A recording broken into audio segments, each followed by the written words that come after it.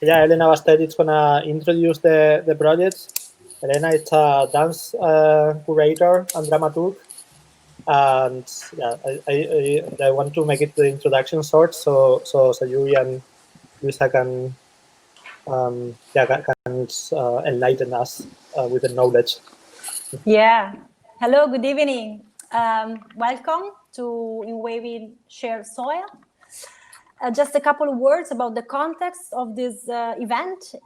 This event of tonight and some other to come by Luiza are a sort of anticipation of a project called Somatic Charting the Houses the Body, which is going to happen between February and June 2021, next year.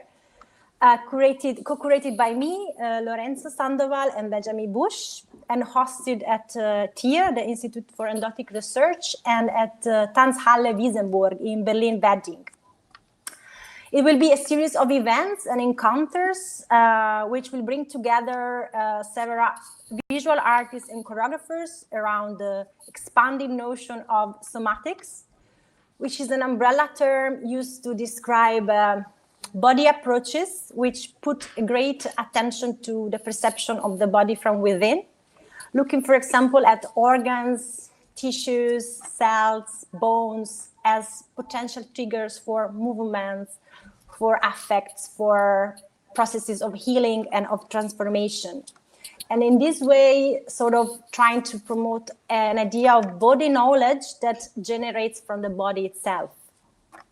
Sort of really embodying knowledge in the literal sense. And also those challenging this kind of idea of that this topic are the usual preserve of scientists or physicians. Yes, we will do it like we will articulate this topic through different artistic interventions and through different perspectives and focuses. Luiza is our artist in residence, so to speak. She will accompany the project from this very early phase, like in this anticipation, so to speak, through until April, where her final event will take place at TIR. And yes, I'm very excited about the event of tonight. And maybe I will just give you the word, Lawrence, that you can speak about a bit more about tonight. And yeah. Have a nice evening. Yeah, thanks, Elena, for the nice introduction. Like one of the things that we were thinking about when we invited Luiza, it's like how the notion of the body or the soma, like actually like how we could think the soma, like the body beyond the human body itself, like questioning like what are the limits of the body and why it's like the human body the center. So we wanted to work with bodies that they are not just the human one. So with Luiza, like we worked in the past before with her, and we were very much interested in her work bringing together elements that they're coming like from working with gardening, plants, and so on, but also very notions very related to embodied practices. So that's the project we are developing with her. Started with the idea of the inner garden. That's something at TIA we've been working with since the very beginning. And one of the topics we've been thinking about is like the idea of cultivation. So we can use this idea of cultivation both metaphorically in the term of developing something in a slow pace, which there's like a I just wanna say that this was a question here. I'll say that later. Sorry. So actually, we were thinking both metaphorically with cultivation, like in the slow pace of like bringing things together, like cohabiting one space, but also like metaphorically and practically, like actually making a garden happen, which it has to change because of the pandemic. So then we move it digitally. So one of the idea solutions we came about, it's like following Luiza's practice of teaching online and collecting the series of classes like she's doing. Like we thought actually, why not we do like a similar process here.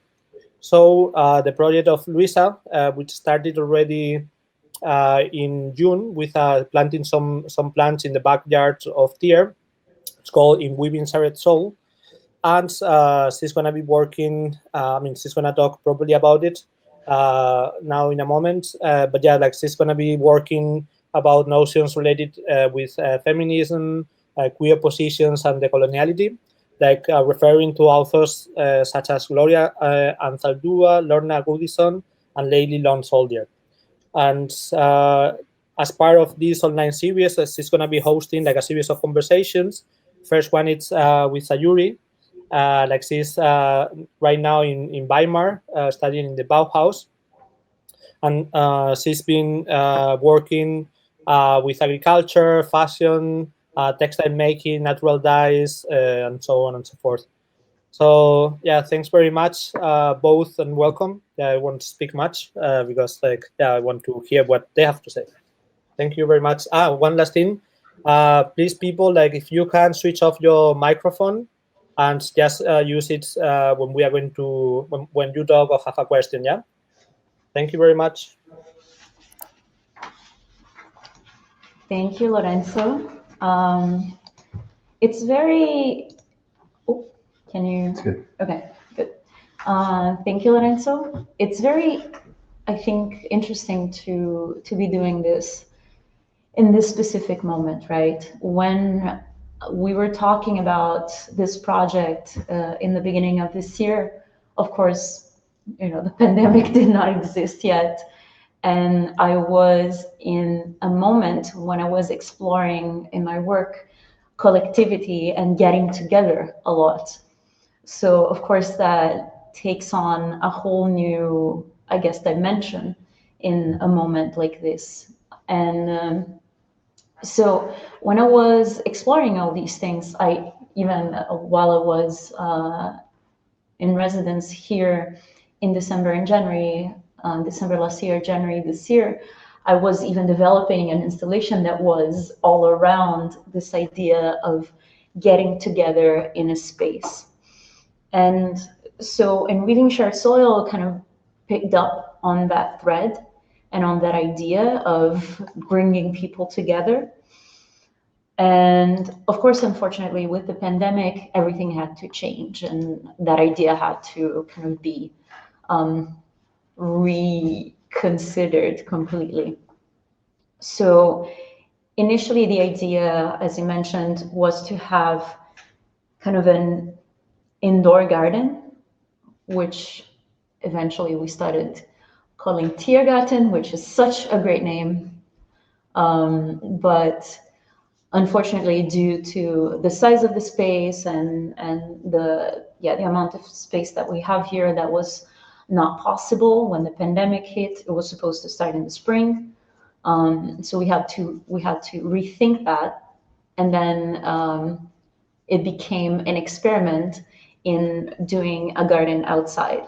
But of course, that entailed changing the idea of the project also, because plants that grow inside in this latitude here in Europe do not grow outside. So that had to be kind of reconsidered. So it became a project, I rethought the idea, and it became a project where I wanted to explore flowers and plants associated with anti-fascist movements, particularly considering what was happening this summer.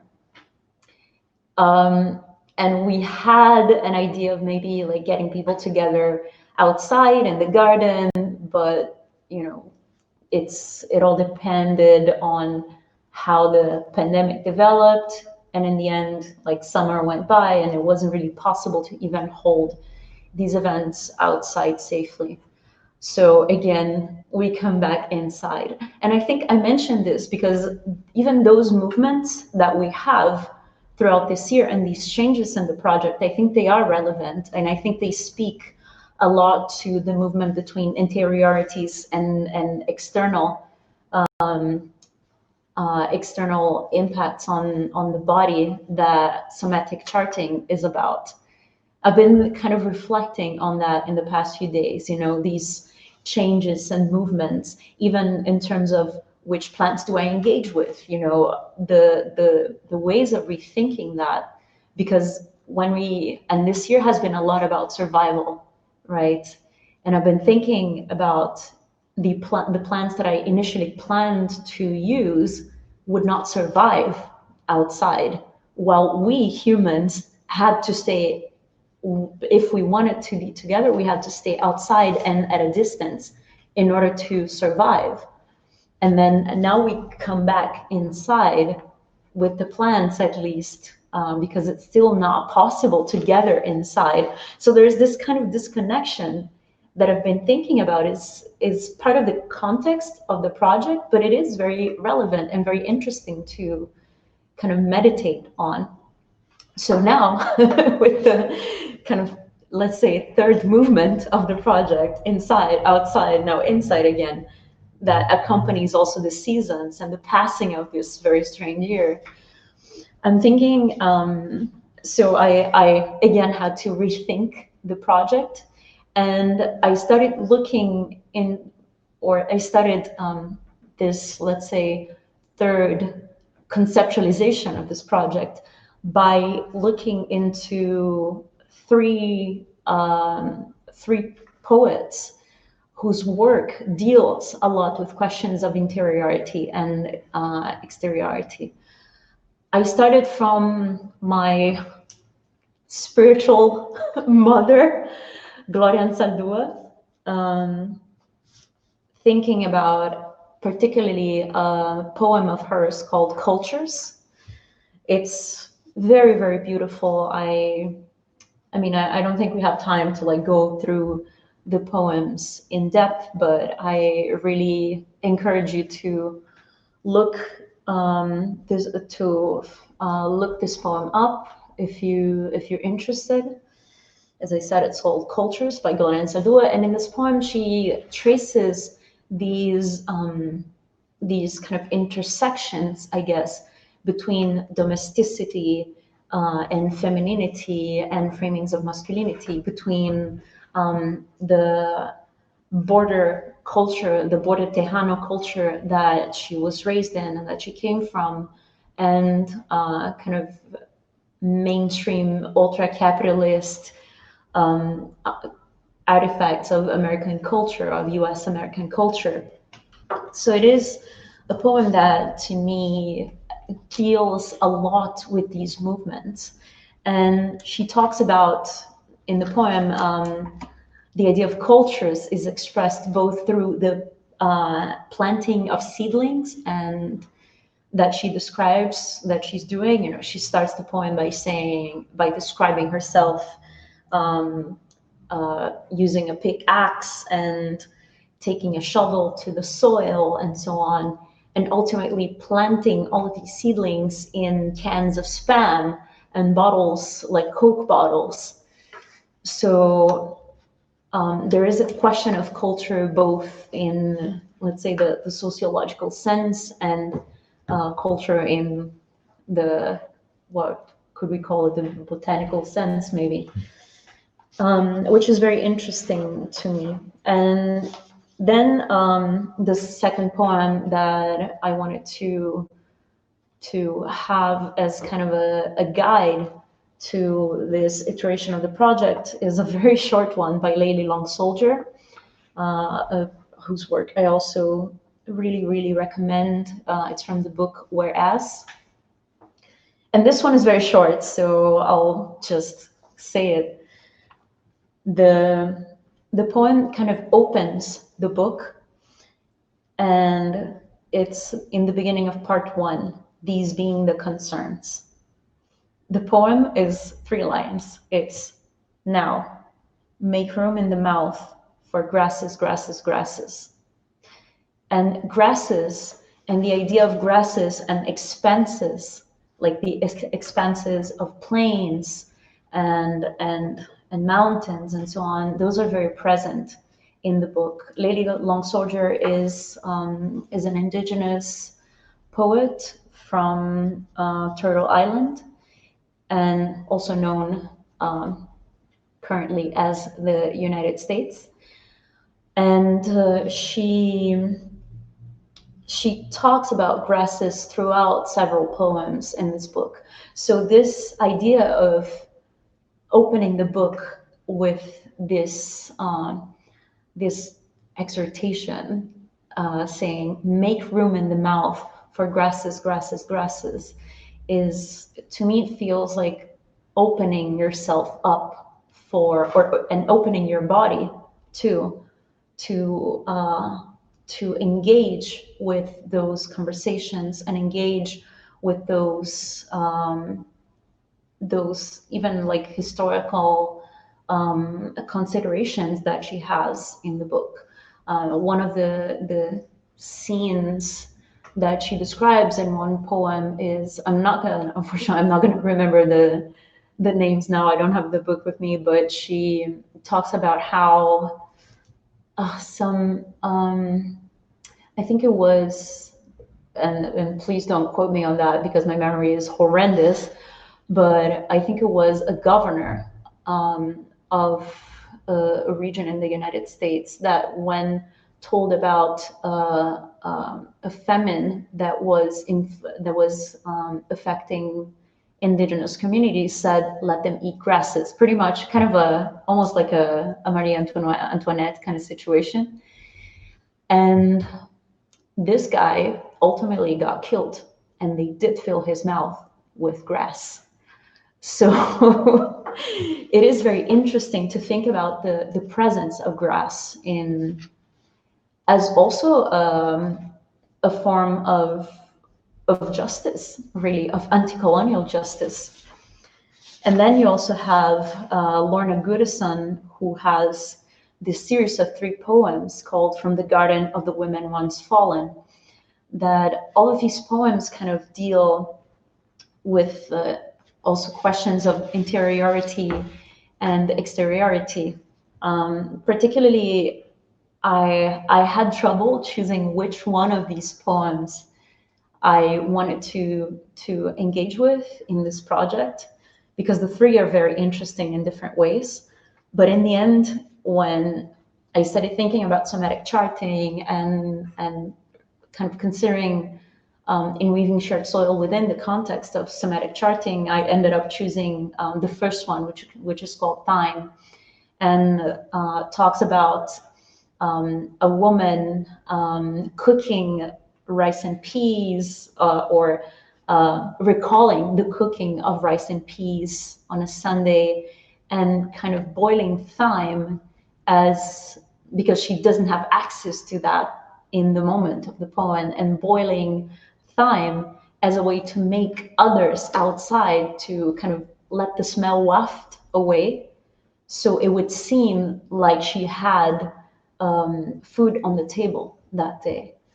So there is also this question of she talks about, this notion of the woman alone, and this is something that has a weight, right? Thinking about independence or even loneliness, it is something that is also gendered very much.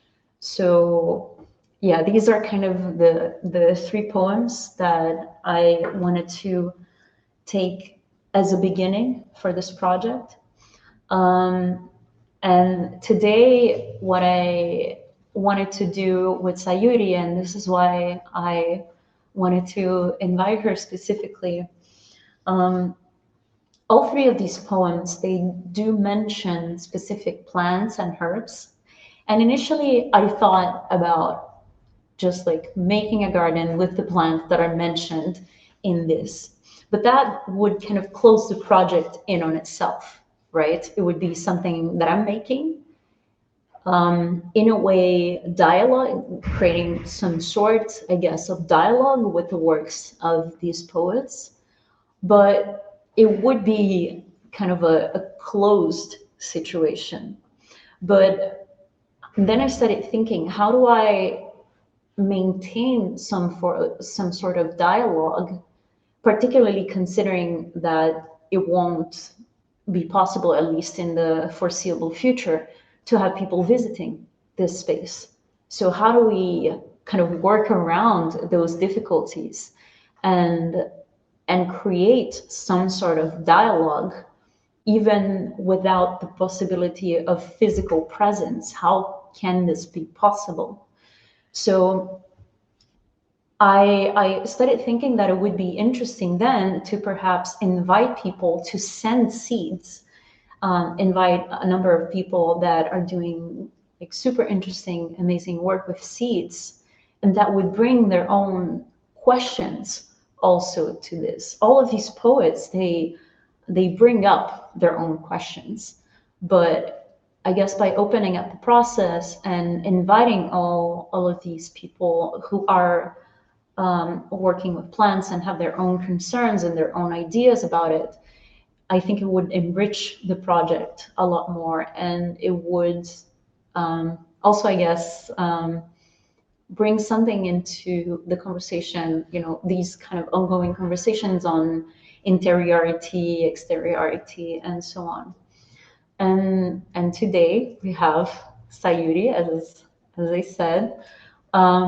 I wanted to know, would you like to talk a little bit about your work, introduce yourself a little bit, and I'm gonna perhaps ask you some questions. Yes.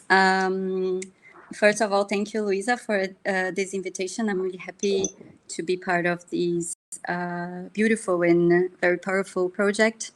And thank you, Lorenzo, Elena, and Ben, for hosting us here in this amazing project. I see a lot of known names here. But for the people who doesn't know me yet, I'm Pati Sayuri. I'm a Japanese-Brazilian artist, and I'm currently based in Weimar, as Lorenzo said in the beginning. I just started my MFA in Public Art and New Artistic Strategies here at Bauhaus Universität. And my practice is situated in the intersection of the fields of arts, textiles, and agriculture.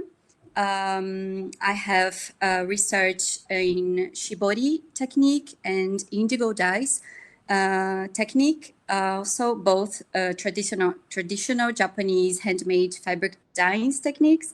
So with that, I'm working with this intimate investigation into my own ancestor heritage and my memory and memories of my family. I also have a plantation of Japanese indigo plants in the countryside of São Paulo, Brazil. My family is taking care of it now, and we are in this long and very slow search for the natural blue ink. The Japanese indigo plant is a plant where you can extract the blue ink from the leaves. So we have a lot of species in the whole world. We have in Central America, in Africa, in Asia. But I'm working now with this specific one, the Japanese one, named Polygonum tinctorium. And I just wanted to grab an information that you said about the plantations and relations, and I wanted to share that this indigo project of mine started from a place of frustration. I wasn't supposed to have a plantation. Like in 2014, when I traveled to Japan to research shibori, which is also context. Shibori is Japanese resist dye technique, which consists in tying, folding, pressing the fabric. And with this process, you dye the cloth, and you have the contrast between the places you somehow preserved and the places that had contact with the ink, so you can form patterns. And when I went to Japan in 2014, I got to know indigo dye, which is very associated with shibori there. And from this, I really wanted to work with this ink, but in Brazil, we only had one producer. And for some reason, I don't know which one was it, the producer refused to sell me the pigment. So also it was impossible to import as well because of the high prices. So I had no other option but decide to turn my research on this as well. So in 2017, I went back to Japan for this farm there. And the farm name is Buaiso. They are located in Tokushima in the south, a little bit south of Japan. And they were very open to teach and share the knowledge of the plants.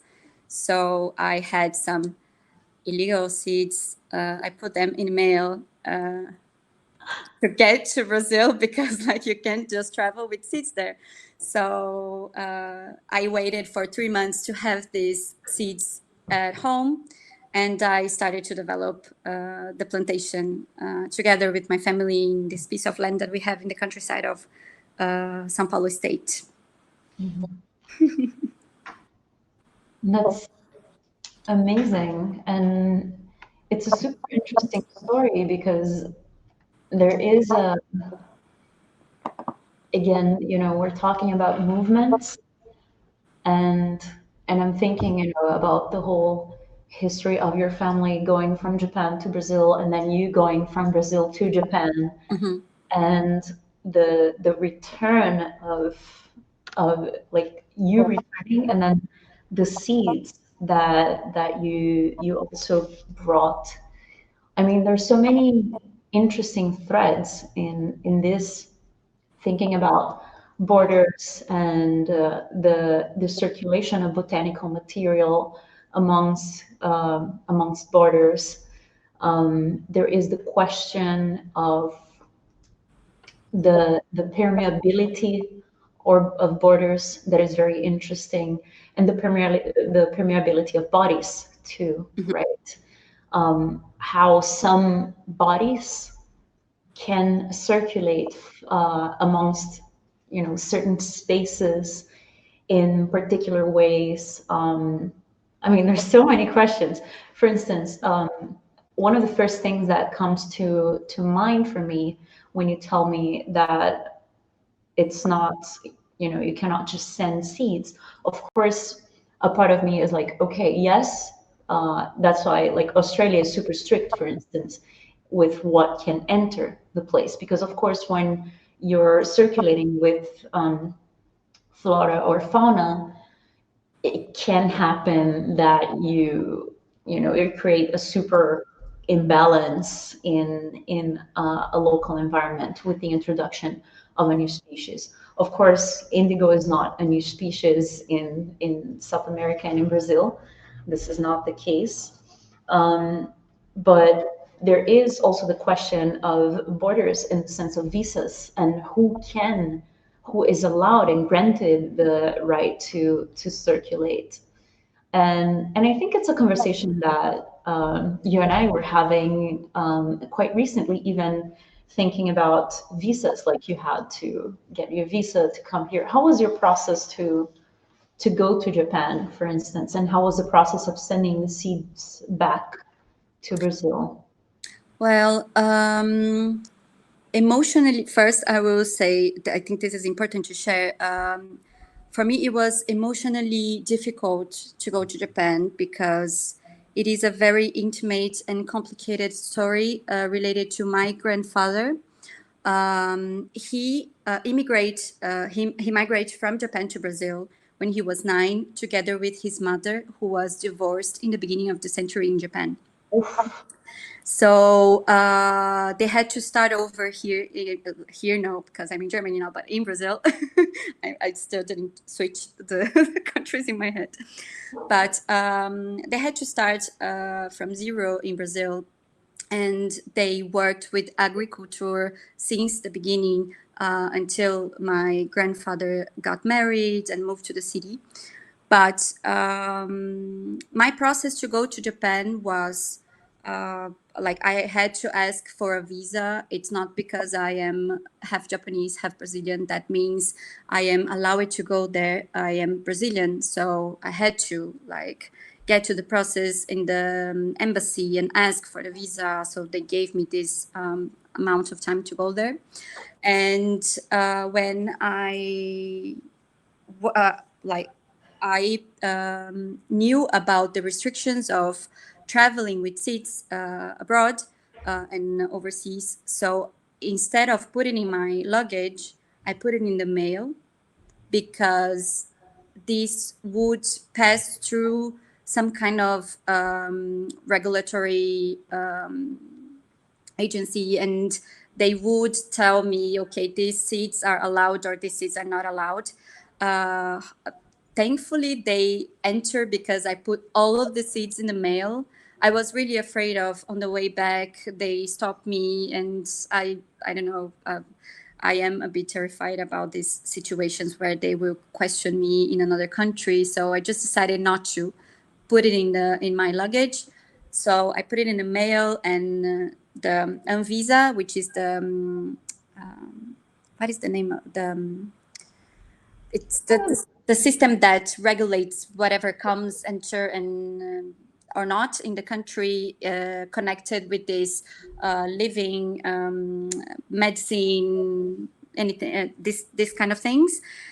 And it arrived 3 months later. So I was like checking all the time on the internet where my seats are, and really anxious because I really wanted this project to happen. I think as we talked, this also represents myself in a way, that I was the first person from my family to come back to Okinawa. When I went there in 2014, I didn't go only for the textile techniques. I went there as well to reconnect my family with the roots that we had there, and we didn't know that we really had there. So I took some letters. I talked to my grandfather. He was a little bit pissed at me that I was coming back to Japan, and he didn't understand why I was doing that. But for me, somehow it was important to go back to my roots and to our family roots, so I could understand and process better the pain that my grandfather somehow cared for his whole life. He's still alive. He's 94 years old now. And I also owe him my affection for the making and the handmade things. He's a carpenter, and until today, with 94 years old, he's working with wood in his office, in his house. So for me, it was really important, like, to make this way back and then bring these seeds that somehow symbolized my family path. And That's such a gorgeous story. That's beautiful. And it makes me think a lot. Does anyone else want to? I'm sorry. Anyone trying to speak? I think it's your voice feeding back to her. Ah, okay. channel. It's just like some weird echo. But what was I gonna say? I think it speaks, the story that you just told, you know, this question of like going back to family roots and in a way bringing back those roots, right? And actually growing them and making them into something alive. It's so beautiful and so poetic.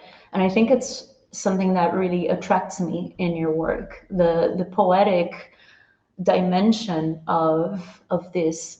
And it speaks also a lot about questions of, and this is something that I've been wanting to explore since actually the first iteration of this project, questions of belonging and nativeness and origin.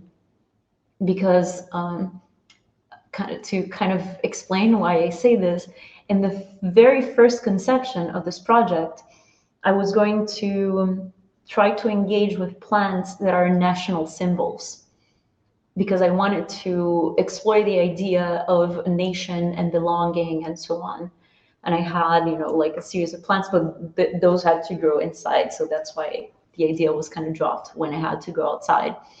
But in a way, this is coming back, through these engagements and through like this story that you're bringing, and what it says about this. And at this point, your grandpa has been in Brazil for almost 90 years, basically, right?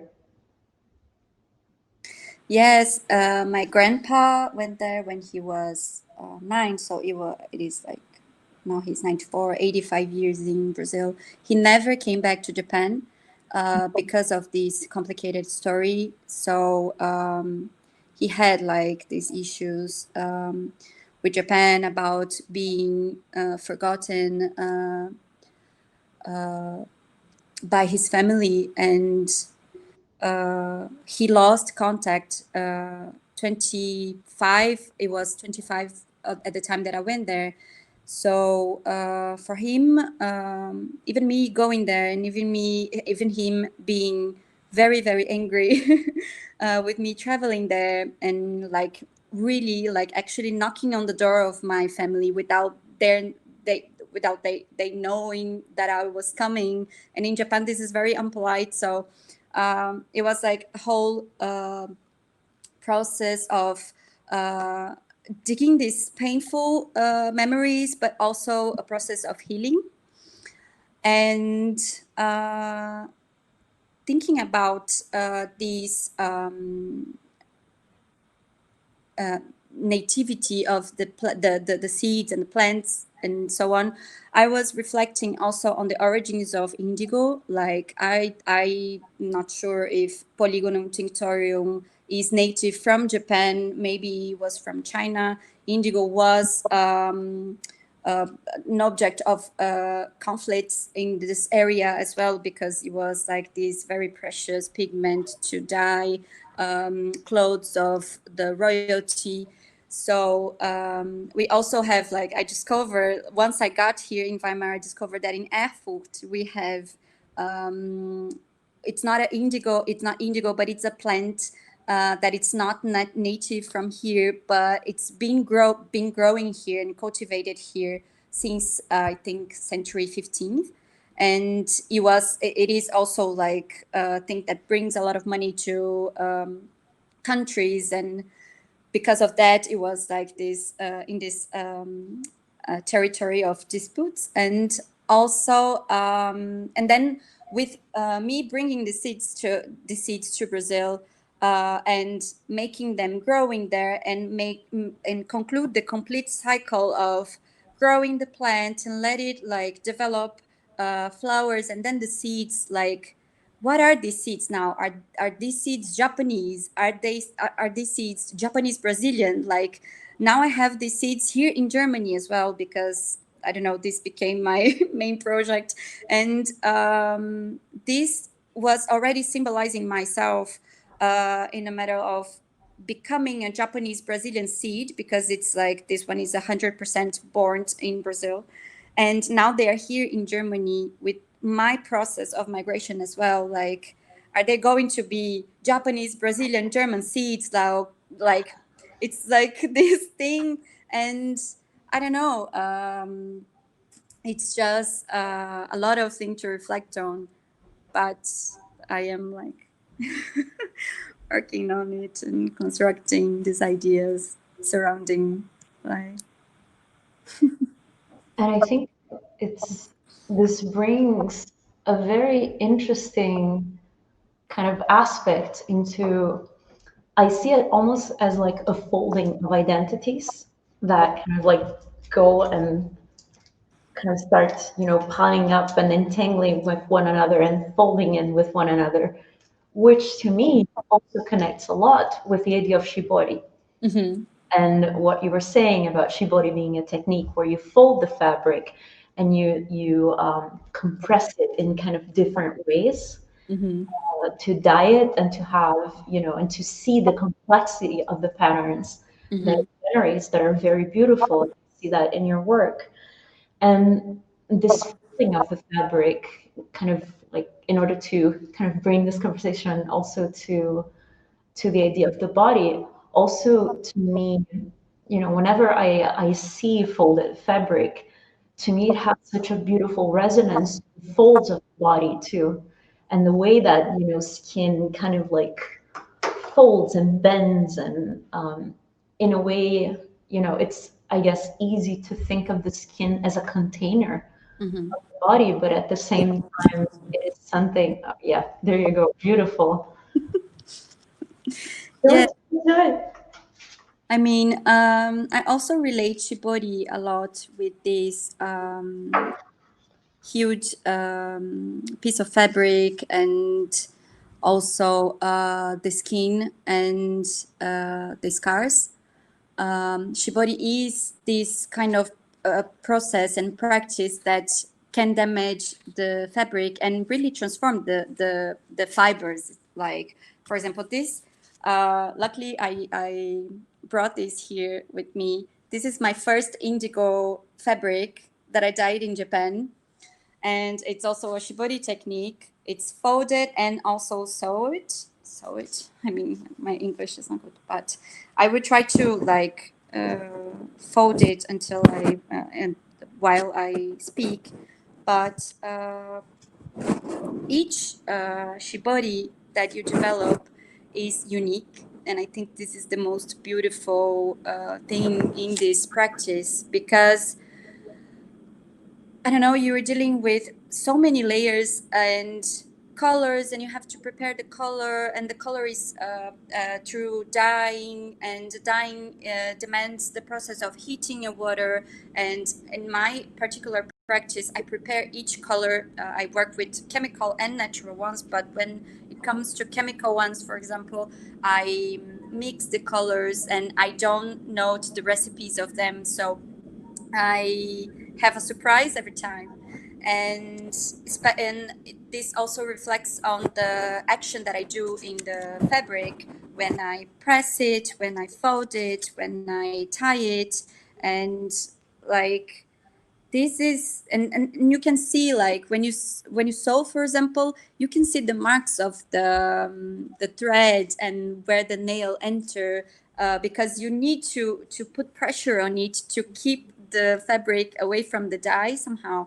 And I don't know, for me it's very special that you can see the hand of the artisan during this process, like, because otherwise this can, as it has been appropriated by people who just print it, or who just do this whatever, and without reflecting on these details on a handmade process, But anyways, I can't redo this, but you just fold. This one was folded to a triangle.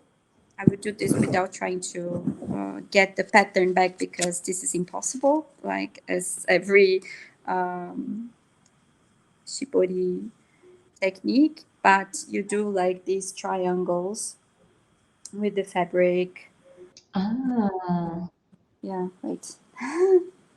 like in the length of the fabric. Yes, like there is like a lot of like origami, maybe. It's not like origami, but it's like I always think about that, because it's also beautiful to see the shapes that the fabric gets before the dyeing process. So for example, this one was like kind of this is very not well done, but it gets like in this form of a triangle, and then you put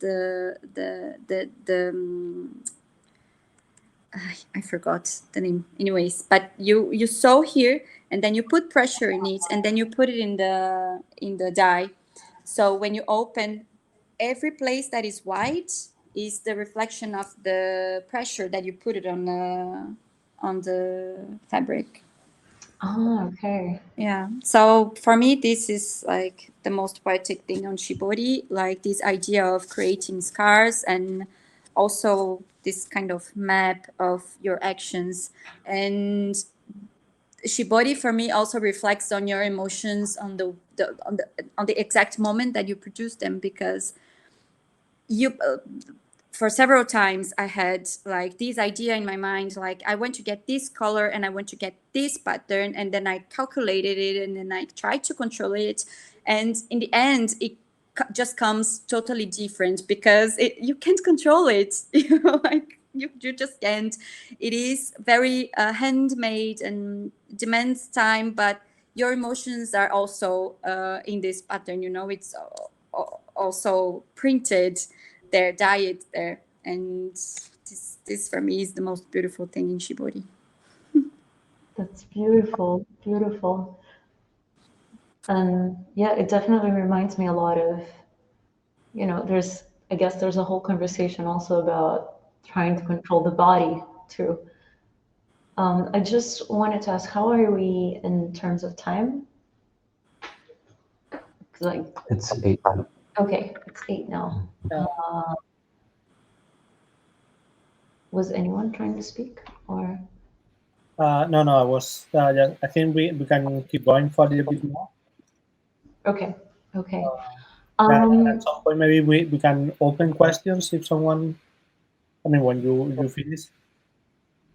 Yeah, I just so I just wanted to ask if you could show the seeds, because the idea is that today we're kind of opening officially the project with Sayuri sending the seeds that I'm going to be growing here at Tier, and these seeds will be kind of offered, since we cannot have visitation for the foreseeable future. The idea is that these little plantlings will be available for people to take to their homes and continue growing them. So this is, in a way, this conversation is kind of a seed or a start of something. It is a start of the project. It is a start of these seeds that you will send and I will take care of. And also, this is kind of a way to find, I guess, a clever workaround for the fact that even like indigo grows to be a pretty significant plant. Like you cannot just like grow it, in a tiny container and hope that everything is fine forever. So I mean, I think it's worth trying. Indigo, indigo likes sun, which now it's not an option here in Germany. I'm like realizing that, but it likes sun and water and well fertilized soil. So I think it's worth a try. I cultivated already in pots in my apartment in Brazil. Of course, it is a different environment, but it worked. Probably not enough to make the whole process of extraction, but you can maybe like make it keep indigo plant alive for a while until it gets flowers and maybe new seeds. So Guys, actually, I just want to propose something. So my family in Murcia, they have a very little huerta. I mean, we have a very little huerta. And with my sister, actually, like she was suggesting to plant indigo there. It's like a very sunny place. And I'm going to go there in a few weeks. Yes, I have that there, just in case. okay, I have enough seeds, I guess. we're gonna have the Spread sisterhood of the traveling. Europe. Amazing. And can you show them? Oh, sorry. Yeah, it's very small. I don't know if we have time, but like I can show how the plant is, but like let's be like a influencer. This is my hand, and these are the seeds. I don't know if it's Oh, tiny. They're super tiny. super tiny. It's super tiny. Mhm. So I'm putting. Looks like about the size of a sesame seed, no? Yes, I think it's around the size of a sesame seed. These ones have like here. I don't know if you can. Oh my God, I'm so bad at technology. Here. This is one seed. Looks like a very small Oh. fly. Can I ask a question? Okay, you're probably gonna laugh. Is it edible? Have you tried eating Is it? it eatable? Well, my father said that some birds were trying to attack our plantation, and also ants like it. So we had like to organize a way to not allow them attack indigo there. But I never tried to eat. Actually, I know it has some medicinal properties, medicine properties, but I'm not sure yet which one are there. But they smell good. Like they smell very good. There is this extraction technique that you use the fresh leaves and you just blend it like green juice. And you can put the silk directly. It only works with the protein fibers, so silk or wool, and you can get like beautiful shades of turquoise. But I never tried to eat them. So maybe the seeds here, and I'm going to send to you. And Lorenzo, you can text me your address and I can send you also a bunch of seeds. I wanted to make this. What is the name of this thing with the sounds where you can like hear AMS, something like that? Yes, like I want to put that with the seeds, but I don't think it will work here. Like to give like a performative vibe to this packing. You can imitate the sound with your voice.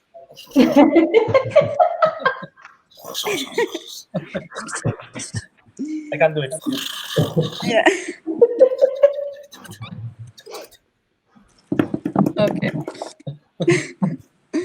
So I am going to put it in an envelope and I'm going to mail to you so you can start this amazing project that I can't wait to see live when this pandemic is over. Lockdown is so difficult.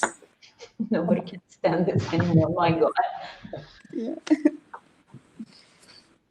Oh, but that's very beautiful. Thank you.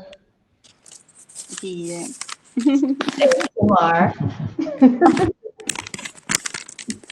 So should we try opening for a few questions? Yeah. Does anybody have any questions that they'd like to ask?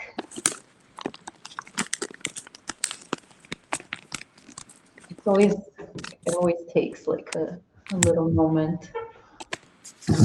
For those of you who are new to, hi everyone. For those of you who are new to Jitsi, you can type a question into the chat.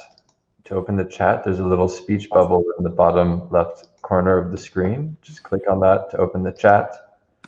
Or if you want to ask your question personally, you're very welcome to do that. That would be best. You can just click the little hand icon in the corner of the screen, and it'll show that you would like to speak, or you can just turn your microphone on, because I think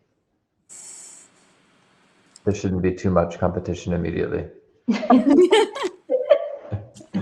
And we can mitigate, we can find a way to communicate together.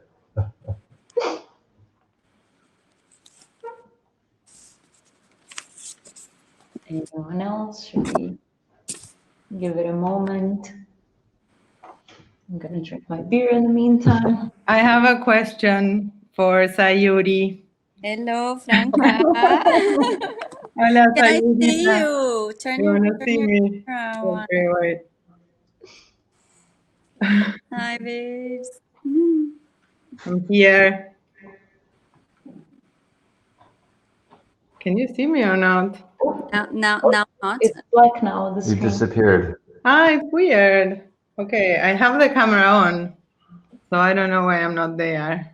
You were for a second, and I then was before, yes, I know. Yeah, maybe the Jitsi doesn't let you. I know There you are. Hello. Wait, I have things. Yeah. Yes. Hello. No, I wanted to ask you, Sayuri, if you can tell us about the process of growing the seeds in Brazil. Like, was it hard or how was it? Because it's a different climate and it's a different soil. Mm-hmm. even the water is different, right? Hmm? Even though the water is different. Yes, yes. Yes, the region that I live in Brazil, I am very privileged because the soil is very rich and we have great climate and weather. So it was perfect for indigo. The seeds grown like from the first time that we plant them. Also, we had the care of getting the seeds from Japan to a gardener to put it in a nursery, so we can be sure that the seeds would actually grow. So we took care of it, and then when they were seedling, we could transplant to the soil. The first season, we had 3 seasons. We are going to enter the fourth season now in Brazil. The first one was, we can consider a success because we could get 2 crops of leaves. And after that, we allowed the plant to develop the seeds, because there is this thing with indigo. After they develop the seeds, there is no pigment anymore to be extracted from the leaves. So you have like to take care of this timing. Like you have to get one crop and then the second crop, maybe the third one, but it depends on, I don't know, your necessities of leaves. And the first season was great, but the second one we had a problem. The first one we planted, I think, around 800 plants. But the second time, my father was a little bit ambitious, so we expanded to 3,000 plants. And we lost almost everything because we had a very heavy rainy season. So it washed away all the seedlings. We were able only to save a couple of them to produce seeds for the last season last year. So we are now taking things very slow, like to understand better which place in the farm to develop the plantation, because my father now is also planting other things around. And so we are now like taking this process very slow and in a small amount. Also because I'm doing this overseas now, I'm coming back to Brazil in February or March, to take a look at the project and how is it going.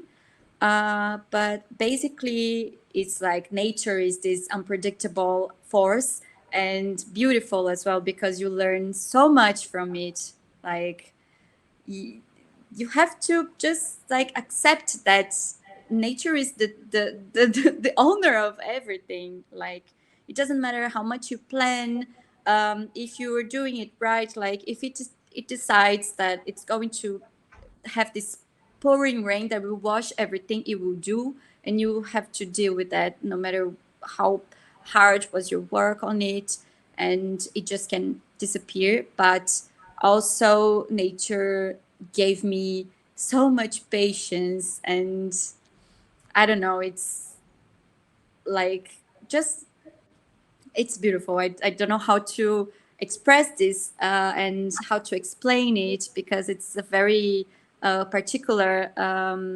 living. And I don't know, it's just that like we are very small related to nature, and it is a process of learning and exchange.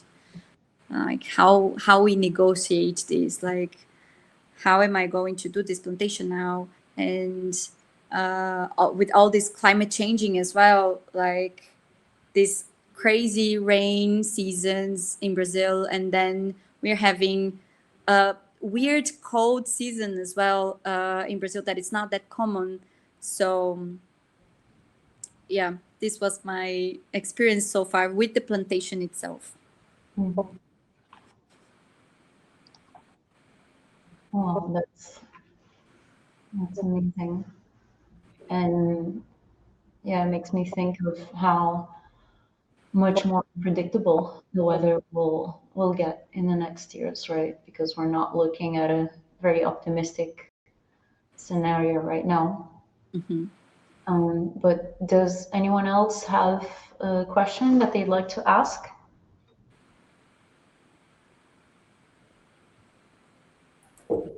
I do, I guess.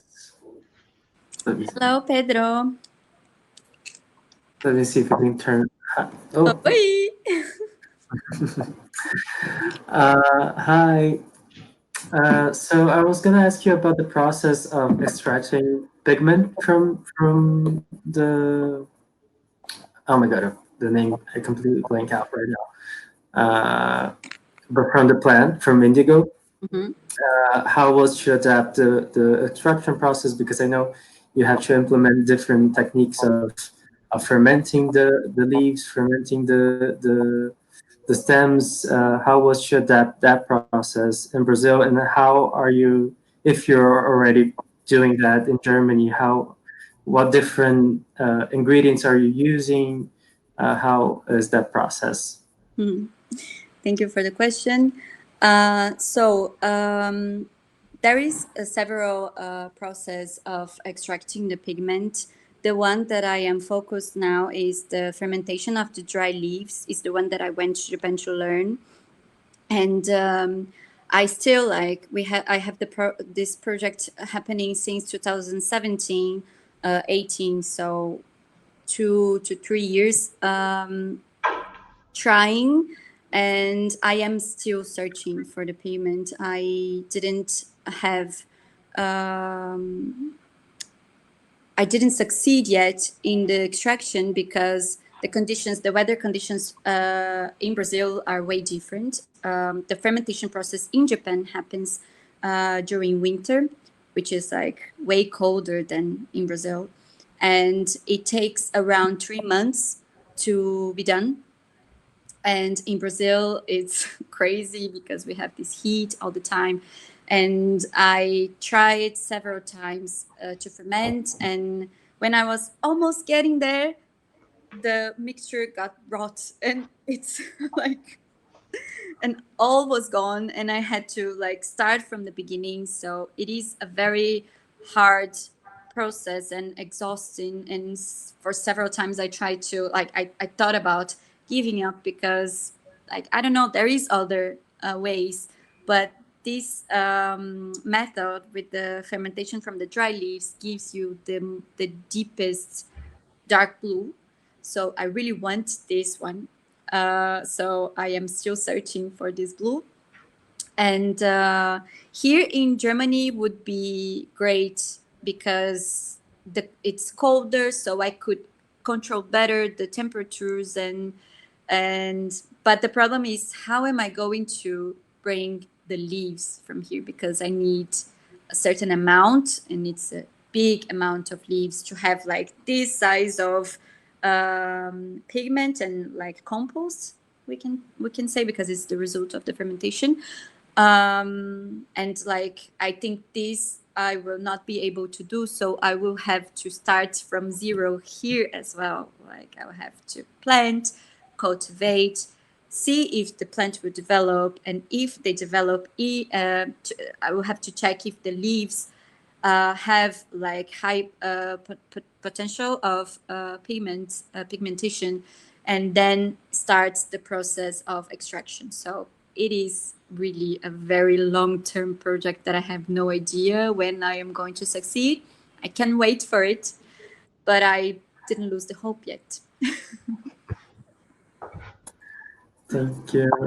But I have to say, I find this image of searching for the blue is beautiful. I think we should maybe invest in that idea. Thank you. It's so beautiful, so, so beautiful. And I think the way that you just described the process of fermenting, you had already spoken about your relationship with the plant, but when you talk about fermentation, then you're also introducing other species into this conversation and this kind of relationship. What kind of fermentation is it? Do you know what kind of bacteria? Is there like a specific type of bacteria? It's about bacteria that it is in the leaf already, because you just add water to the dry leaves and leave it there covered, and it will produce heat itself, and eventually it will like ferment the whole thing. Do I have time to share the? I have an image of. Let me try. Yeah.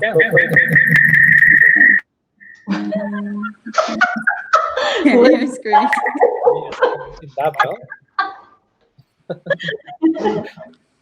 Do we know how to use instability?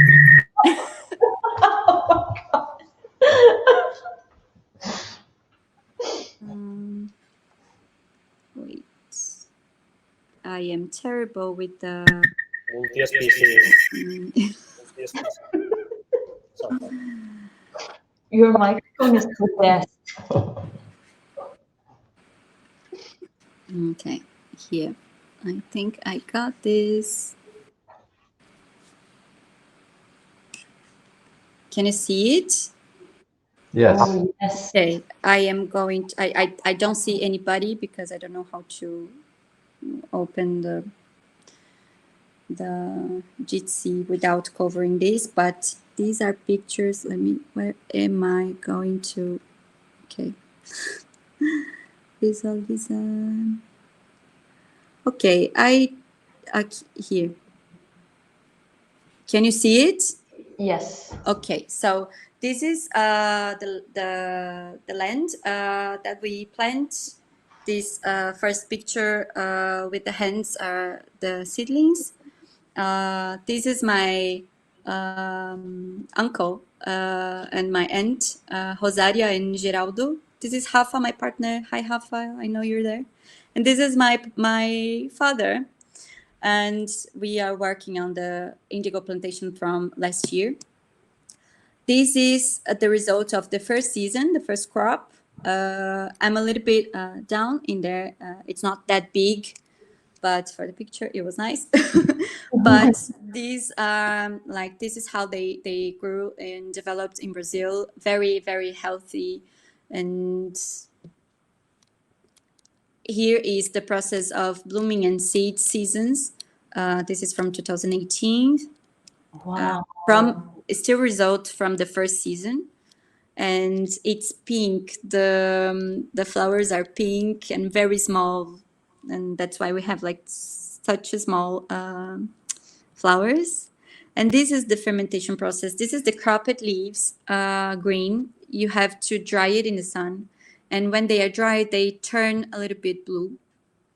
So from it, you start the fermentation process. You add water, and then you have to pack and pack in a way that it is still breathable, but not too much because bugs loves it. And you have to leave it in the dark. And it's beautiful because this mixture emanates heat itself. Like in the first days, you can touch the surface of the thing that it's wrapped, and you can feel it's warm. But I think due to the amount of leaves that I'm using now, is maybe it's not enough. Wait, where are you? Okay, I'm coming back. Hello. So maybe I am not working with the amount of time of leaves that I need. So I am also in this meantime trying to develop my own technique and see how long it would take in Brazil, because that's it. Like they say it's three months, but it's three months in a very controlled environment. They have like this house that they construct with the layers on the floor that keeps the humidity and the heat and not too cold. And then it takes 3 months. But in Brazil, like I was like the max of time I got was 1 month and a half. And then I was like, oh, this is so beautiful. It's turning blue. And then the next day was rot, like. And I didn't even understand why, because it was like all the same. And sometimes you get like bugs, you have no idea where they come from. And I am a little bit picky because I don't know, I just don't work with these things. So I just get like super crazy and like so it's like it's a process, it's a huge process for myself. And yes, and just like for you to understand a little bit the process of the extraction. And of course, I am trying from I'm starting from the most difficult one, but I am like, I will persevere and make it work somehow. Let's see. I'm stubborn sometimes. That's incredible. Fermentation is such a fascinating process because, you know, what you're doing is creating an environment where several different forms of life are kind of, let's say, being commensals, right? And I say this as a person who was who made a batch of homemade kimchi the other day, and just before coming here, I spent the whole day. I hadn't eaten anything, and I opened the jar of kimchi, which had been fermenting for a few days. Let's say I was wearing a different outfit. I had to change because it exploded all over me. And fermentation is very fascinating because it is surprising sometimes, you know. Are you even fermenting something if you don't mess up? Like, it is part of the process, I guess. And when I'm particularly fascinated by how you said that it heats up while it's fermenting. And my nerd heart was like, what? So that means, what does that mean in terms of the chemistry of this mixture? Like, what generates heat here? And I was trying to figure that out. Obviously, I'm not a chemist, but I was like trying to figure that out, thinking of what I know about, I guess, like food fermentation, but I haven't come up with any answer. So if anyone knows why it heats up, do you know? No, I don't. I am terrible in chemistry as well. And I'm just like really researching from the practice itself without going super deep in the chemical, which I think it would help me. But I just want to be like more sensitive and intuitive in this practice, as all other fermentation process that I know, that my grandmother works, for example, when she used to do miso paste, and like she doesn't have a recipe as well. Like I asked her, like, how can I do miso paste? And she was like, yes, you do this, and then you pack the you put this soy in water, and then you dry it, and then you put it in this blanket. And it is the same process at indigo, you know, like you just wrap it in a cloth with water, with a little bit of water. It can't be like too much as well. And then you just leave there and things will happen. And I asked her, like, but why this happened? She said, I don't know, it just happened. And I was like, okay, let's work with that then. So it's like, and it's beautiful to access also this ancestors practice, like in this way that it's not from the books, and it's just like ancestry knowledge. And by saying it, I can't express it in English, I'm sorry, but it's just like popular knowledge. Maybe it's not that, maybe, but anyways, not from the academy or books or like chemical formulas. So this is how I'm working now, and let's see. Yeah, and that's, I think, something so beautiful because it comes from experiential knowledge, right? It comes from learning that and growing up, seeing maybe like your parents or like someone in your family making this, or it's knowledge that is passed down, or knowledge that you also acquire and develop on your own.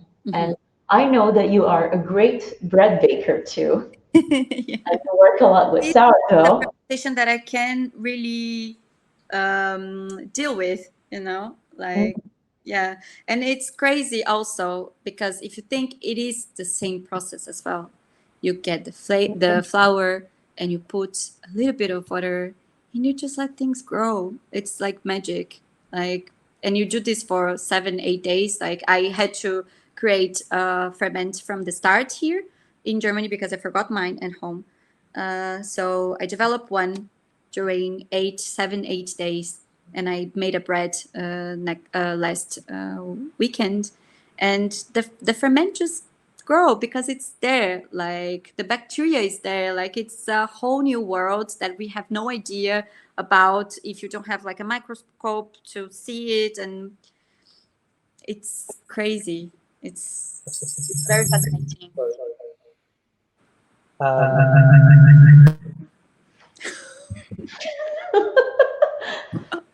Lorenzo, I think Gen Z is watching you right now. What is happening? I don't know. It's like I'm doing that without wanting. Is it okay now? No, it's better. Okay, I thought it was some kind of performance. Now I know what's happening. I can control it more or less. It should be much better. Or no, actually it's not. So strange. Maybe it's actually. Do you have your mic open? Maybe like close our mic, yeah. Yeah. And now it works. Oh, yeah. Well, now can you hear me? Yeah. Yeah, but basically, like what I was thinking, it's quite interesting, like to think about that, like two things there, like which I think they are connected in a very interesting way. But it is like one thing, it's the process of fermentation among different species, like some among different organisms, like with the idea of like shared knowledge. Like there is like some processes, like they are passing that down generations, but also like amounts between species, no? And I think it's quite interesting, like to think also like together that about. I mean, we were not really talking about land or identity, like it was there actually, but it's interesting how to think like how there is like a social way of being in the world, but it is like creating these kind of like common areas of knowledge production, but also like matter production, that also like question what are the limits of a body, no? Like coming back to the somatic charting, like how like some bodies that are extended like into other bodies. So like how like a body can be a continuation of another one, but it is pretty much it happens both in the process of fermentation, but also that happens in the process of serving the technique of fermentation. Yeah, so I just wanted to comment that because I think it connects back to the general process also that we are trying to establish with somatic charting. And yeah, I was going to ask if someone has some other question, and maybe like with those beautiful words of Sayuri and the last comments of Luiza, maybe it's time to be closing. If I don't know if you have more questions.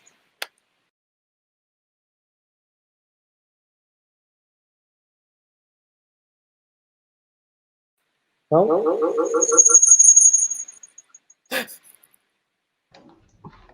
Are you sure?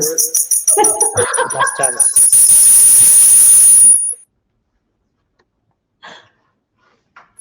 Okay, so yeah, I don't know, guys, if you want to add something else.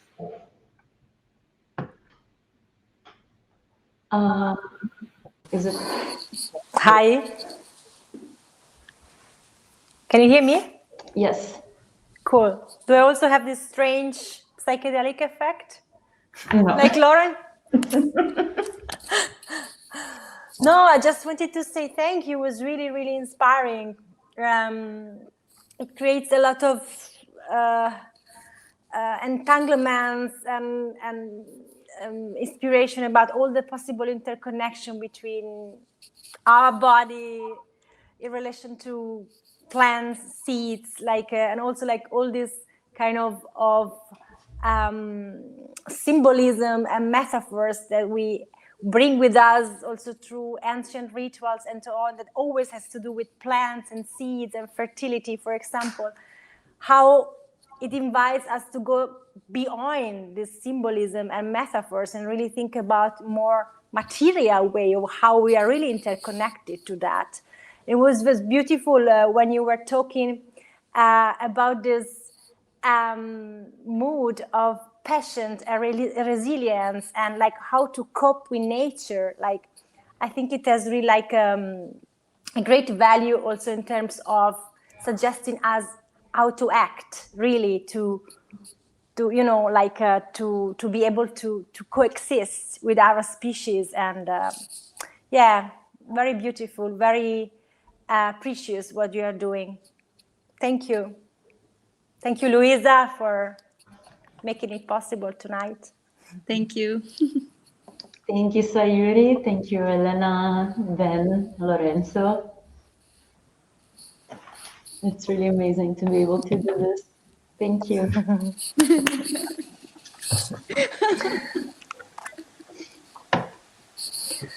So, good night. Have a nice Friday. And thank you all very much. Thank you so much. Guten Abend. Boa noite. Sorry, I forgot one thing to mention. There's no echo, right?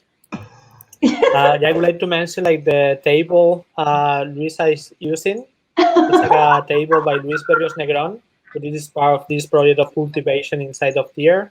Like also you can see in the background, you can see more or less like an artwork by Discoteca Flaming Stars in the right, and in the left there is like an artwork by there I see Snelling as well. So I just wanted to also like they are not as with us here now, but the presence is also part of the event somehow. So I want to also thank them. To thank you all for being there, and yeah, goodbye. Stay well. Thank you. Ciao. Bye. Ciao, ciao.